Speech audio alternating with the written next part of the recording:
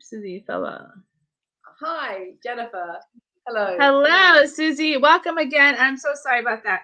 So we are No, definitely going to have a better start today. We are talking a little bit before about artists. How do they stay consistent? How do they stay persistent? And I appreciate you being here so much. And I'm sorry we got off to a rocky start, but we're back on. We're ready to go, ready to roll, and get this party started. So let's go with Suzy. I'm going to say this. Thank you so much, Jennifer, and congratulations on this amazing event that you've put together, the phenomenal speakers, the phenomenal artists. So much appreciate you um, for just this entire opportunity for everybody. And I will say this, anyone that's done any little bit of entertainment work, any in any shape or form in entertainment will know that the biggest thing is to keep your head, like Jennifer did, just stay very level-headed, stay very, very calm, and these things happen, tech problems happen. And wasn't it Rihanna recently that, oh no, it was Beyonce that had a little fall or something. I mean, look, these things happen even to the greatest, the most accomplished, phenomenal superstars. It's entertainment, baby. You're gonna get the glitches, Oh God. stay I calm. tell you, I may have looked calm, Suzy, but inside, I don't think I was so calm. You were amazing. You were so level-headed. And that's the thing. Like, this is a virtual live like stage, and the truth is that if you get a word wrong or if you're slightly out of tune, like, remember that the chances are that the audience haven't heard that song from you live before. So just like be confident enough to be able to just accommodate the little glitches and just look really confident and just continue with your performance and believe in yourself, right? Like, we wouldn't have known that Jennifer was going through any level of anxiety or stress. She just breezed through that. So Speaking of going through levels of anxiety and stress, that kind of relates to artists in their world as well when they're performing on stages or when they're getting ready to get out there and get themselves ready for the artistry. How do they sort of deal with that frustration and that anxiety and all of the nerves that come about? What are some things that you think that can help them? so as my company's done media training for 20 years, we've done media training, and I'll be honest with you, Jennifer, anxiety, as much as we don't like it, and that nervousness, that butterfly feeling that we have, is absolutely crucial and essential for a great performance.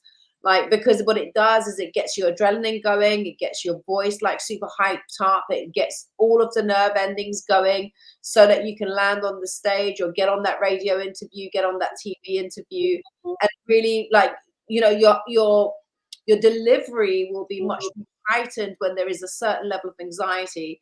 If you feel absolutely nothing before a performance or before a live or radio or live TV interview, that probably just means that this is, you've done it so many times that this means nothing to you. But most of the artists that I know that I've worked with, because every interview is different, every format is different, every project is different, every performance is different, and every city and every audience is different as well. And every medium is different. So you're going to experience a little bit of nerves and excitement. Maybe don't even deem it as anxiety, but excitement, that anticipation of getting on stage, seeing your fans, or being able to speak to people and reach a broad audience. I think it's essential that you experience it, because that really that contributes towards a great interview or a great performance. That feeling of nervousness and that butterfly. Mhm. Right. No, exactly. And I think a little nerves and anxiety is actually good for the soul. I think it actually helps to get things going and it breaks the ice a little bit. And everybody needs that every now and then. I mean, I will say before I started today's event, I was nervous and look, a hundred things went wrong. But you know what? I can sit here and laugh about it now and say I learned something today from this because I definitely am gonna grow and figure out a better way, a better process next time around. So I definitely appreciate all that value that you're talking about with the artists. And I think that as artists are learning and creatives are learning and growing in their fields and trying to figure out the next step forward, a lot of people I've been noticing in terms of Clubhouse, being on Clubhouse, trying to figure out, what are the best way marketing strategies, how, what to pay for, what not to pay for, what makes sense for them. Can you give us a little insight in terms of the marketing? I know you're very well versed in terms of marketing. What are the best strategies for that? So I think it really depends on the creative, and it depends on the whether it's a single release, whether it's an EP, whether there is a strategy with a larger volume of work or a single piece of music or composition. I'm going to just like talk about a single release because I think that's going to be a lot easier. I think it's very important that you understand who your fan base is, what the age group of your fan base is, and where the demographic of your fan base is, because knowing and understanding where your fan base is, or at least who you would like to target, will determine what platforms you're going to use, and how you're going to select that, and where you're going to put your marketing budget. I would say for a Right. single, I'm going to talk about, if you're going to engage with a marketing company, if they're not asking you for a professional industry standard electronic press kit, then you might want to reconsider working with that company. And I'm going to give you a very quick rundown of what a professional industry standard marketing electronic press kit is. So that would be your music mixed and mastered, because imagine this, you're going to take your music to platforms like this and radio stations and TV stations, and their broadcast ability is going to be super super high resolution. So your music absolutely must be like mixed to a standard that you're happy, mastered to a very high standard. So you should be delivering very high resolution mp3s and WAV files to the people that are going to be doing your marketing. You definitely want to have your ISRC code, because when your music then gets played on the various different platforms, you get paid if your ISRC code is attached to it. You definitely want to be able to give and hand over to your marketing people the publishing splits of the composition. So all the credits of who the producers are, who the top line writers are, who the performing artists are, and just make sure that your marketing, as in your pictures, your logos, for that particular single or that body of work, whether it's an EP or an album, is concise. There's a thread that runs all the way through it. That like, let's say your photo shoot actually reflects the content of your songs or your tracks. Think about these things. Like, look a little bit into colors and the psychology of colors. Like, red is about being very active. So if you've got a high energy track, right, that's a club banger, that's going to get everyone dancing, then you want to be using some reds in your photo shoot and in your logos and in your packaging of your like single cover. If your messaging is very spiritual and calm and relaxing, then you want to be looking at the greens. Like, look at these things. Google and YouTube is your friend. All of the information is out there. But really, just to do a recap, a professional press kit that you would be handing to a marketing company like myself or any other marketing company is high resolution WAV MP3 files of your single that is mixed and mastered. You definitely want to have a clean version if you've got a song that's got a couple of curse words here and there, because if not, radio will only be able to play it after 10 p.m., which is the watershed time.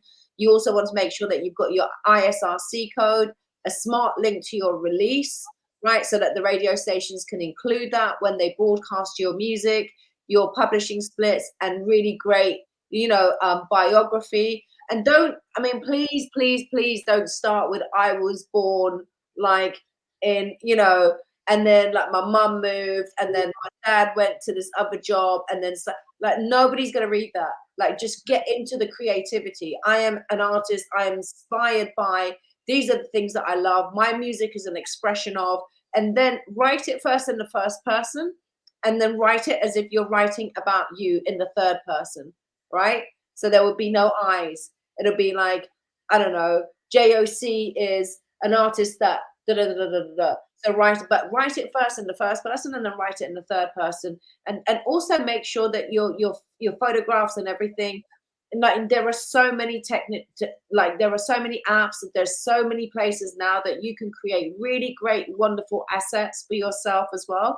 So just make sure that your logo and your single cover and and your EPK, and everything is just concise with the coloring and the theme, and it reflects your music, right? So make sure that the images that you're using actually reflects the sound of your song. So that's just about electronic press kits. And I think that's really, really important, Jennifer, because that should be the standard, that should be the benchmark of what any company that you're engaging with, that you're going to pay money to, should be asking you in terms of assets to be able to do a job for you. I mean, obviously, not so much for online marketing, but they should at least be asking you for your release date, your smart URL link to your release date, and getting you, like, asking you for really good quality industry standard high resolution assets. If they're not asking you for those assets, you may want to reconsider working with them. That would be my humble advice. Right. No, you are dropping so many gems, and I hope that some of the artists and those listening in right now are going to be taking notes, because this is the value that we want to provide, and this is exactly what tonight's all about. Open mic night was an opportunity for artists and creatives to come together to get their voices heard and seen, but to also have industry leaders like yourself providing that value for them so they can really pick up those gems, be able to take it and run with it and say, I've learned something tonight that I can actually activate in my life, in my artistry and in my career. So I definitely appreciate everything that you're talking about tonight, Suzy. So many value, so much value, so many gems. And just to kind of wrap it up, what other ideas or strategies do you think that artists can take away from today being at this event, or those who are listening in? Oh my God. First of all, I think this is an amazing opportunity. This is a beautiful platform. You are one of the most wonderful people on Clubhouse, and you give so much back to creatives, and you're so nurturing in multiple different ways. So I think this is an amazing platform for them to be involved in.